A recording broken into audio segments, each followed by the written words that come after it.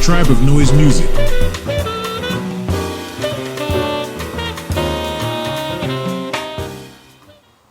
Hello, this is Stereotech Key coming live from the 773, and today I want to get into something real.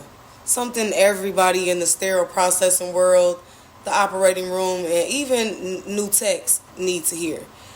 We're talking about laparoscopic instruments, specifically the problems that come up when they're not cleaned right, not maintained right, or not used right with the right training.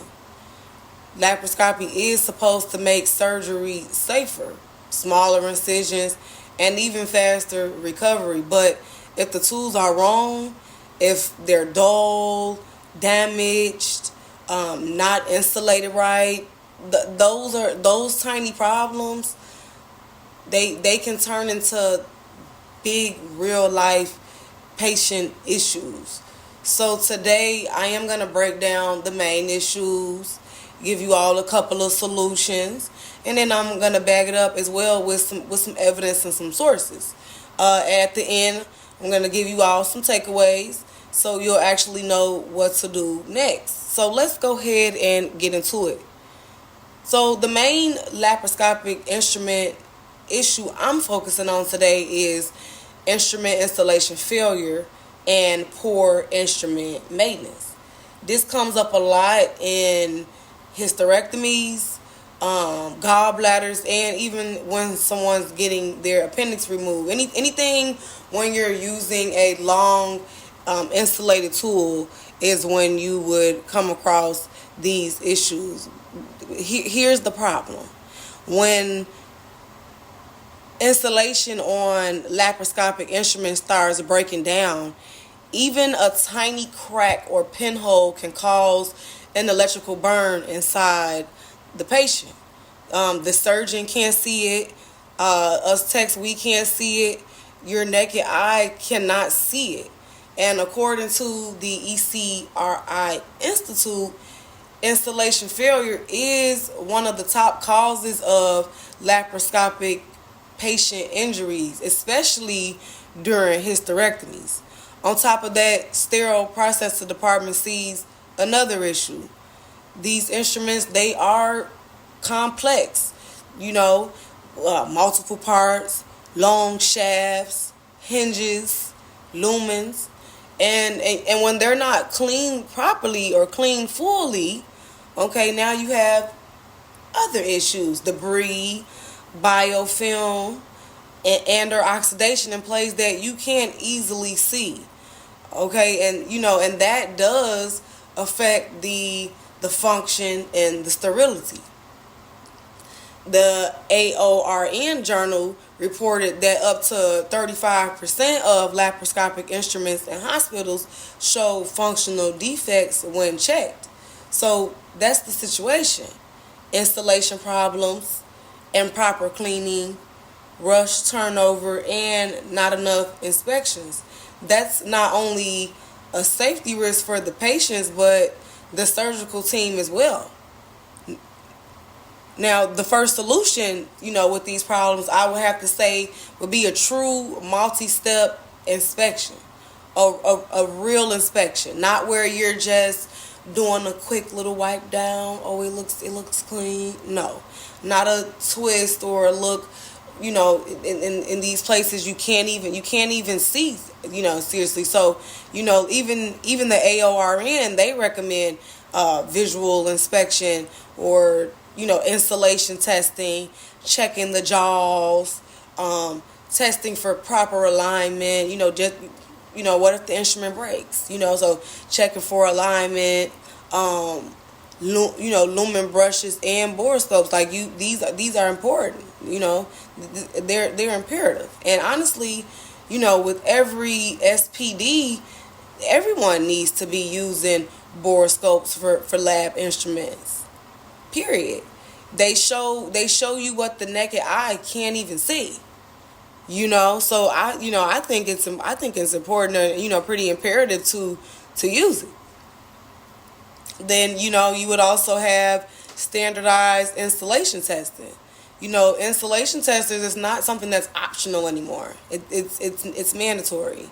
And the Association for the Advancement of Medical Instrumentation, they literally list installation testing as a key step for preventing minimal invasive burns. Making sure that the installation testing is mandatory before the instruments go to the operating room, documenting it and assigning it accountability. I think that, that will prevent, the 5 Ws. Another solution I would have to say would be, stop letting untrained or barely trained techs handle complex scopes and lab sets. Lab sets, they aren't just another tray. They have multiple parts, insulated layers, delicate jaws. There's lumen cleaning requirements, and then also torque and alignment checks. How would you want, or how would you feel if you knew that you were under the knife and a tech or maybe someone else didn't do something properly and they had to stop, or it was delayed because of that? It throws all credibility out the window. So that's one thing I would do, is I would stop letting untrained or barely trained techs handle the instruments. And then the Journal of Minimal Invasive Gynecology found that staff with less than 1 year of experience had a 40% higher rate an error with lab instrument prep. So that shows you that training does matter. Experience matters. Again, how would you feel if you found out after surgery, why your surgery was delayed, or they maybe surgery had to stop because something broke? It literally will make you question things. You know what I mean? So I would take that into consideration, actually learning my job so I can do it correctly.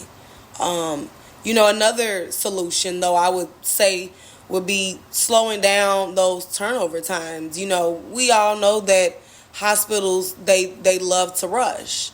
Surgeons, they want the room. And then you have admins wanting the schedule tight. But the CDC has already documented that rush turnovers increase instrument errors and missed debris. So how would you fix that? Adding 10 to 15 minutes to turnover for higher complexity trays, or stagger cases better, because all in all, maybe the surgeon wants to speed things up, but the patient comes first. Their safety is way more important than what the surgeon may want, or the speed, because something goes left, then other issues come about. I would say implement sharps and safety tracking, and then even preventive maintenance. A huge cause of lab instrument issues isn't just cleaning. It's micro damage as well that builds up over time, especially with repeated sterilization and use.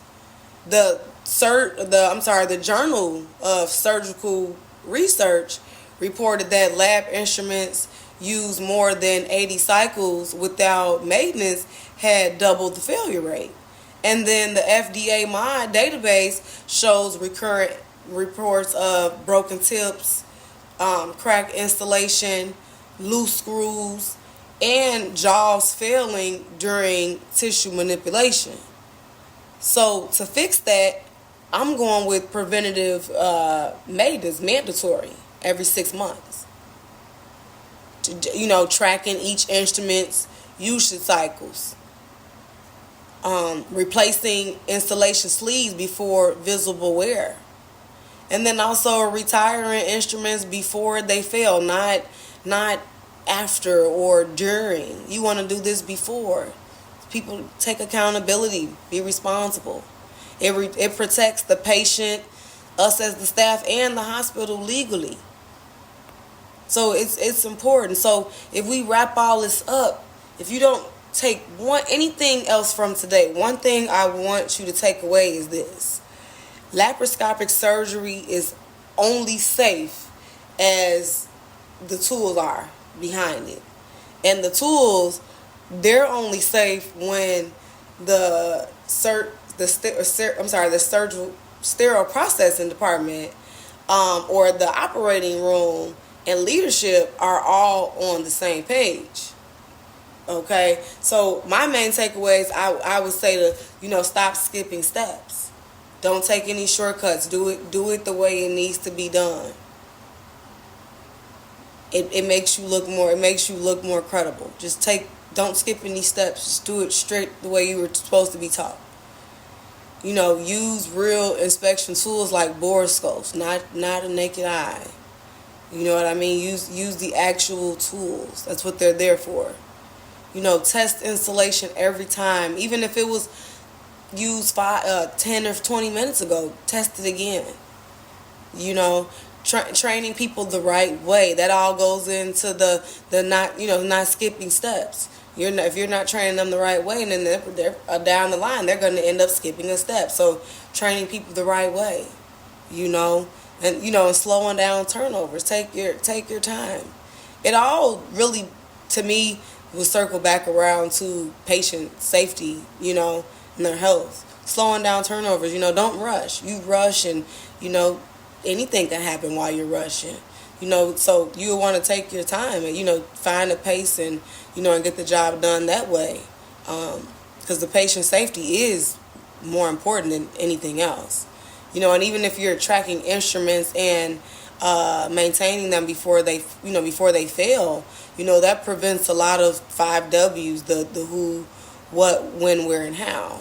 Because, patients, they trust us. They trust the surgical team with their life, or whatever the issue may be. Even if it's a minor surgery, they're still trusting you, and then the surgical team, they're trusting us, the sterile processing department with the tools, that make the surgery possible. So like when if the tools are wrong, everything's wrong. So keep that in mind. I do want to thank you all for listening. I'll catch you all again. Tribe of Noise Music.